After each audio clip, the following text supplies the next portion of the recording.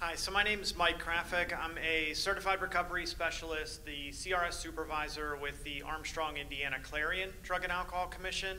So 3 counties just a little bit north of Pittsburgh. And I'm also a person in long-term recovery, recovering heroin addict. I struggled with addiction to a variety of substances, including opioids and heroin, for about 10 years, and actually in April of this year I celebrated 11 years of recovery.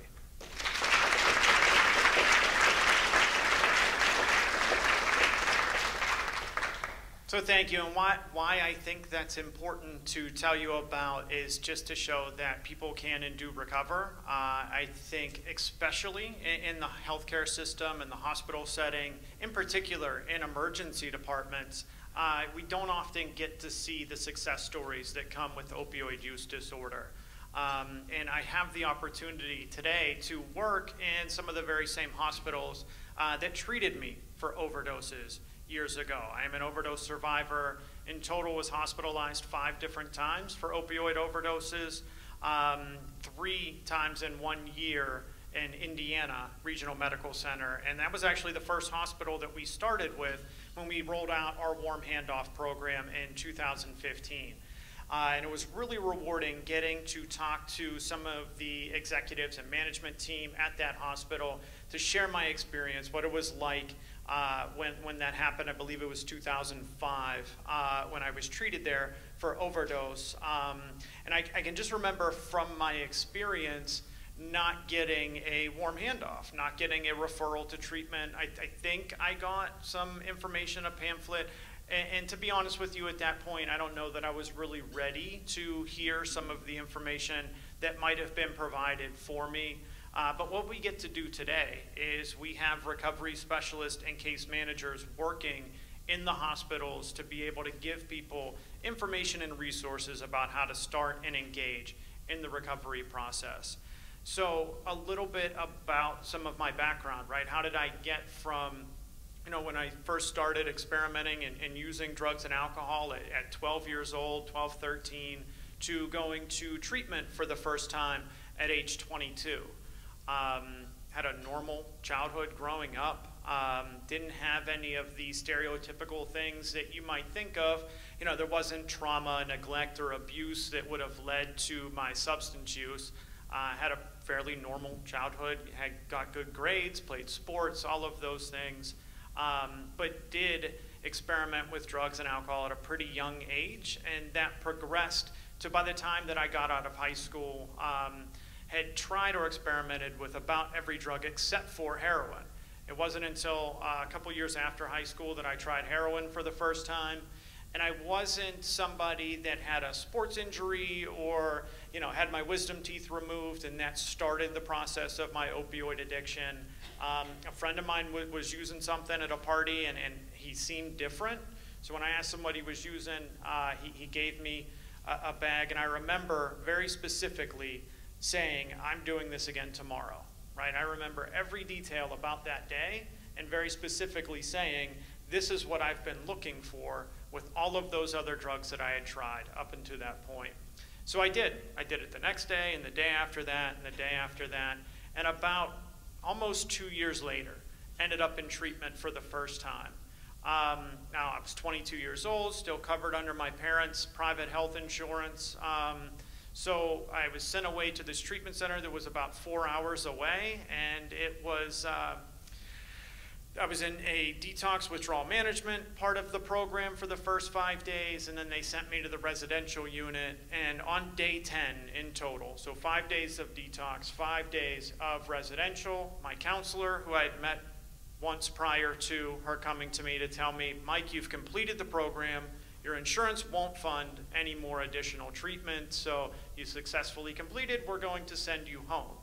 So think about that. After a 10-year addiction to drugs and alcohol, 2 years of abusing heroin, 10 days of treatment, and I was sent home. And I don't remember specifically if I had an outpatient appointment or some aftercare. I certainly didn't follow through with it if I did. Nothing was really set up and explained well to me after that.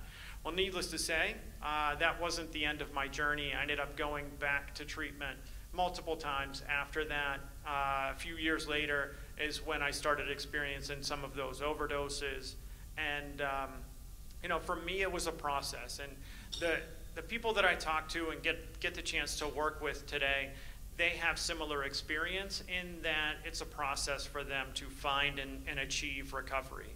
I ended up in 2008, went to treatment for the last time on April 24th, and you know, 11 and a half years later, you know, here I am speaking at a HAP conference talking about how we engage opioid use, overdose survivors, and how we get them into treatment. So part of, and something I think worth mentioning, part of my journey was I had about 9 months of recovery at one point, actually shortly after 2005. After one of my last overdoses, I went to treatment, was doing well, had about 9 months of recovery, was working, had a good job, and I ended up getting hurt at work, so they sent me to see the workman's comp doctor. And I remember telling the doctor, and I was very adamant about it, I'm a recovering heroin addict, I cannot take opioids, right? I'm allergic to opioids. When I take them, I ended up using other drugs. And he asked me a couple of questions, tell me a little bit about that. You know, what's your experience? How long have you been in recovery? So he briefly listened and then said to me something I'll never forget. Well, as long as you take them as prescribed, you will be fine. Right? Take them as I have directed and you won't have any problems. Well, within a week, I was using heroin again because I thought initially, well, I could take ibuprofen or Tylenol or something, but what if that doesn't work? What if I'm in severe pain? So I'll take the prescription and I won't fill it unless I need it. But then what if I need it after the pharmacy's closed? So I'll fill it, but I'll only take it if the pain is that bad. And then before I knew it or before I realized what was happening, I had eaten the entire prescription and had returned to using illicit opioids again. Now, not that it was the physician's fault. I could have absolutely refused to take that prescription, but for me, it just really illustrated the point of the lack of understanding around substance use disorders, around addiction recovery, and what's needed for people to be successful. So what we try to do with our program is have a recovery specialist that can go to a doctor's appointment with somebody to kind of offer that support so they can, you know, remain adamant that they are interested in other alternatives other than opioids. So being in recovery today has given me the opportunity to do a lot of things that I never would have thought I'd get to do. I'm a husband, a father. I have 3 kids that I'm very active and involved in their lives. A lot of times when I get the opportunity to do this, I'll have a slide with their picture on it. And I think that illustrates like they would not be here today if naloxone wasn't available, if somebody didn't intervene to do something to save my life and give me the opportunity to find and achieve recovery.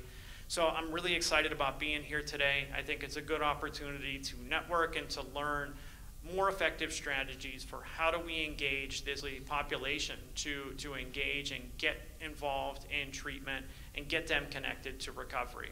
So while I think warm handoff is important, it's a priority, getting people linked to treatment, I think the effort does not need to stop there, right? We need to keep them engaged and keep them involved in some treatment services and some counseling, some case management, whatever the case may be, for longer term periods of time. The last time I went to treatment, I got more than 10 days of treatment, I will tell you.